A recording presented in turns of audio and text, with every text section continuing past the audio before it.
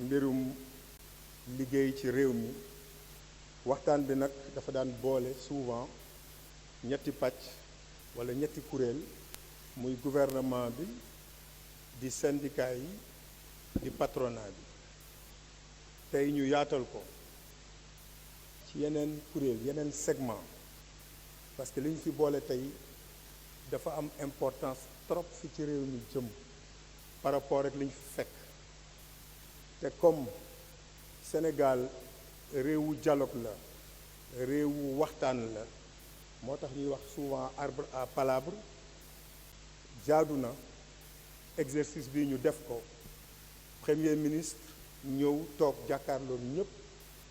mu nekk format bu bees parce que d'habitude dañ daan daje rek ci ay salle réunion génn def point de presse lu bari lañ daan waxtaane ci salle yi sax daawuñu ko dégg tey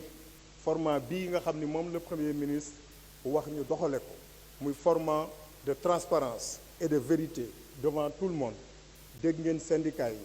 taxaw nañu wax télé rajo yëpp di leen déglu Sénégal yëpp di leen déglu premier ministre toog loolu gëj na am Sénégal ci saal yi rek la leen daan toog beneen bi mooy saal bi ubbil nañ ko tous les Sénégalais am na ñoo xam ne sax xëy na lii ñuy waxtaanee fii tey concerne leen ba ñu ngi toog ci salle bi di tàccu loolu lu bees la Sénégal et devant le premier ministre et devant tout son gouvernement donc dañu fi dajale tey mooy ñu waxtaane tolluwaayu réew mi diggante ñi nga xam ne tey ñoom ñoo ŋànk économie bi ñu ne il faut que ñu am stabilité maanaam lépp dal parce que amoon na pacte bu fi nekkoon pacte boobu def na fukki at nag bu jotee war nañu taxaw def seetlu ne lii lañ jot a def lii jotuñu koo def naka la ñuy def ba loolu yëpp yemb ñu toog ñu waxtaane ko parce que fi ñu jëm muy li nga xam ni programme bu ñu teg muy agenda de transformation Sénégal 2050 mënuñu koo liggéey te ànduñoo dal boobu nag liggéeykat yi ñoom ñoo koy sooke patronat bi da koy sooke état bi di ko sooke te ñooñu ñëpp nag benn pàcc kese moom moo ci nekk am importance mooy li ñuy wax capital humain nit ñi daan ko wax personnel mu jógee ressources humaines léegi ñu ne capital la comme capital financier bi nga xam ni moom la entrepreneur bi di def pour développer réewam pour développer entreprise am Sénégal ne sama njaboot doomu aadama yi fi nekk capital la ñu ñoom tamit dañ leen war a jël ñu participer ci li nga xam ni moom mooy soppi Sénégal ci loolu moom moo ñu fi boole waxtaane ko fexe nag ba ñun ñëpp ñu xoolandoo benn boor syndicat état patronat ak yeneen segment yi xoolandoo benn boor yéekatandoo dóorandoo te boobaa bu ñuy dóor nag du ñu gëmm incha allah ma ñëw nag maintenant je vais venir aram ci sur l'état des lieux ici des revendications syndicales je vais faire un petit blending damay jaxase olof bi ak français bi pour que ñun ñëpp ñu bokk comprendre noo ko état des lieux des revendications syndicales il y a beaucoup de choses que nous avons effectivement entendues de la part des syndicats mooy fi ñu fekk revendication yi présentation nag bi ñuy def c'est d'une part sur les cahiers de doléances 2024 qui ont été remis au président de la République le 1er mai 2024 maanaam préoccupation yi nga xam ne moom la syndicat yi am ñu dëxañ ko ci li ñu tuddee cahier de doléances jox ko le président de la République donc le 1er mai 2024 mu porté ci ay revendications yi nga xam ni def nañ ko dans ce qu'on appelle une plateforme minimale maanaam dafa am benn plateforme boo xam ne yaatu na mais dañ ko résumé dugal ko ci benn plateforme minimale loo xam ni mënta ñàkk loolu yëpp nag ñu def ko genre synthèse et répartition des cahiers de doléances il y a eu 21 cahiers de doléances par 25 centrales syndicales 14 thématiques recensées maanaam fukki pàcc ak ñeent yoo xam ne moom moo gën a solol centrale syndicale yi ak patronat bi ñu dëxañ ko ci benn pays. 22 départements ministériels concernés maanaam ñaar fukki ministère ak ñaar liggéey nañu ci lii parce que bu leen fàtte ni revendication yi dafa laal ministère yu bari. am na aussi plusieurs entreprises interpellées maanaam administration du travail en même temps que syndicats yi boole nañu lu mat entreprise excusez-moi y a pas le nom ici excusez-moi y a plusieurs entreprises maanaam am na ëttu këru liggéeyukaay yu bari yoo xam ni interpellé na leen ci ñoom daañu ci egsi. maintenant thématique yooyu ak doléances yi ñu doon wax mat nañu fukk ak ñeent mooy le coût de la vie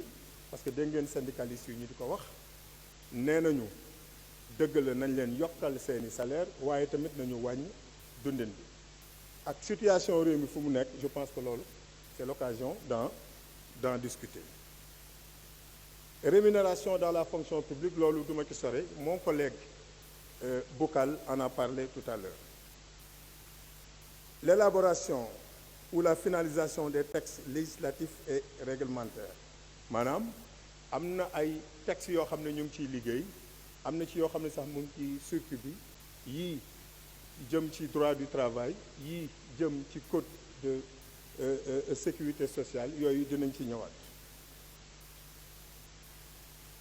mu am la promotion de l'emploi parce que xam ngeen ni ministère bi ministère bu bees la boo xam ne dañu jël emploi daal di ko ci dëxëñ am na ay points yoo xam ne incha allah dina ñëw ci présentation bi ci mbirum naka la ñuy def ba emploi xaw a yaatu ci réew mi. Je rappelle que le ministère de l'emploi ne crée pas l'emploi, il travaille à la promotion de l'emploi. Sans compter effectivement bu ñu jëlee état bi rôle bi nga xam ni moom da ko ciy jël en tant que employeur. La protection sociale et les conditions de travail loolu bokk na ci li gën a intéressé effectivement syndicats yi ak travailleurs lu mënti am muy cherté de la vie muy revendication salariale lépp mu ngi jëm ci protection sociale et conditions des travailleurs. ci loolu am na benn code de sécurité sociale bu bees boo xam ne incha allah buñ ci eggee di ngeen gis ni gouvernement bi bëgg na jël en charge ces questions-là à travers des textes. Le renforcement du dialogue social et la promotion des négociations collectives. Effectivement yi syndicalistes yi am na lu bari lu ñu ci wax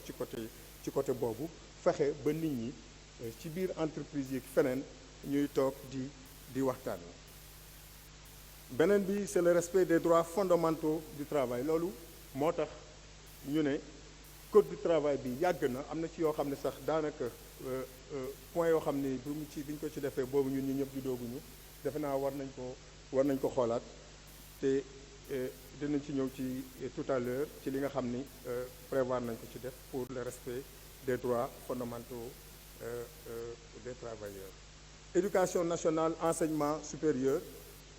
dégg ngeen waa SAES dañu wax dégg ngeen aussi les représentants des étudiants li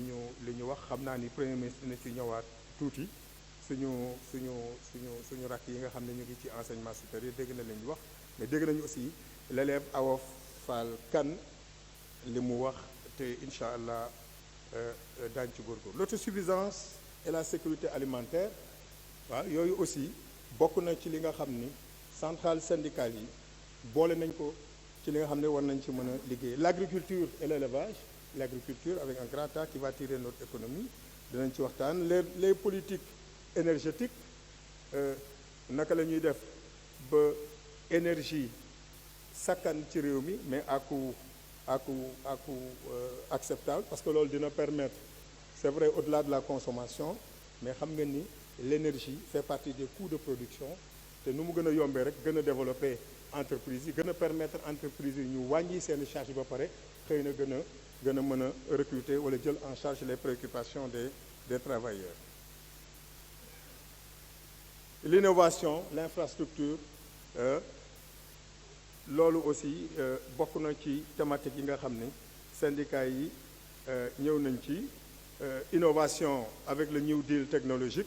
Je pense que l'économie numérique va se développer te dina am yeneen forme d'emploi yoo xam ne dinañ ko mën a créer. maa ngi doon tooñ le doyen Cheikh Diop mu doon wax naan syndicats yi bu ñu adapté wu wala travailleurs yi bu ñu jéemul adapté wu avec l'ère des technologies de l'information et de la communication avec le numérique, certains travailleurs devront disparaître. nee na ma rassuré ko ne ko les travailleurs resteront toujours là mais dinañ leen former ñu adapté wu à l'évolution technologique. Maintenant suivi du cahier donc des doléances naka lañ ci liggéeyee le travail méthodologique, synthèse et répartition des doléances au ministère concerné en juin 2024 moom la doon wax léegi mu am ñaar fukki ministère ak ñaar yoo xam ne yónnee nañu seen liggéey ba ñu dëxañ ko ci lii. Saisine des ministères concernés, donc noonu la ñu def saisir ministères yi concernés yi. Après am na réunion technique yoo xam ne tenir nañ ko avec les points focaux ministériels en octobre 2024 pour montrer que depuis que nous sommes là nous n'avons pas chômé, ñu ngi liggéey fexe ba bis bu ñu toog ak syndicats yi ñu xool donc naka la ñuy mën a def pour juboo ci point yu bari. bi ñu jógee ci réunion boobu ñu dem ci élaboration du pré-rapport général sur le traitement des cahiers de doléances. Pré-rapport la après bu ñu paree ñu waxtaane le rapport définitif. Rencontre entre le ministre et les centrales syndicales les plus représentatives le 30 juin 2025. Donc le dialogue n'a jamais été interrompu. Mon prédécesseur, je crois, avait établi le dialogue. Man bi ma ñëwee le 9 janvier, le 30 janvier, 3 semaines après, je vous ai reçu au ministère pour ñu waxtaan et je crois que c'était les 4 centrales les plus représentatives. Donc c'était le 30 janvier 2025. Après maintenant, il y a eu une réunion de partage du pré-rapport avec les centrales syndicales le 23 décembre 2024. bu ñu jógee ci loolu maintenant ñu dem ci doléance de la plateforme minimale loo xam ni xëy na mënta ñàkk mënuñ cee bañ a taxaw def ci waxtaan mooy le respect des libertés syndicales et la protection des travailleurs. doyen Cheikh Diop wax na ko tout à l'heure am na ay entreprises yoo xam ni ñoom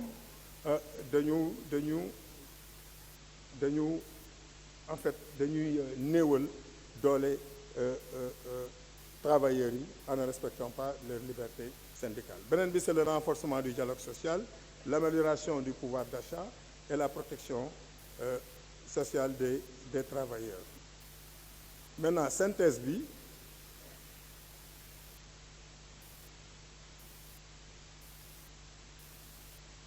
il y a le projet du nouveau code du travail bu am yenn innovation yu ñu mën a partager ak yéen. Le renforcement des pouvoirs de l'inspecteur du travail, le renforcement de la protection du travailleur temporaire, le renforcement de la protection du travailleur en chômage technique,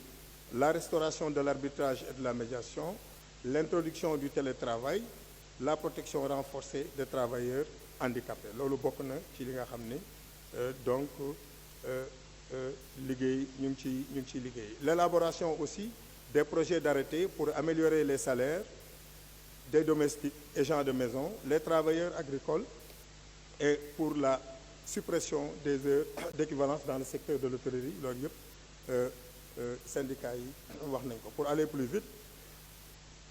ñu dem sur les libertés syndicales et la protection des droits des travailleurs. ñaata contrôle d'établissement la ñu def. Il y en a eu en 2024 5402, en 2023 il y en avait 5275. Toujours dans cette même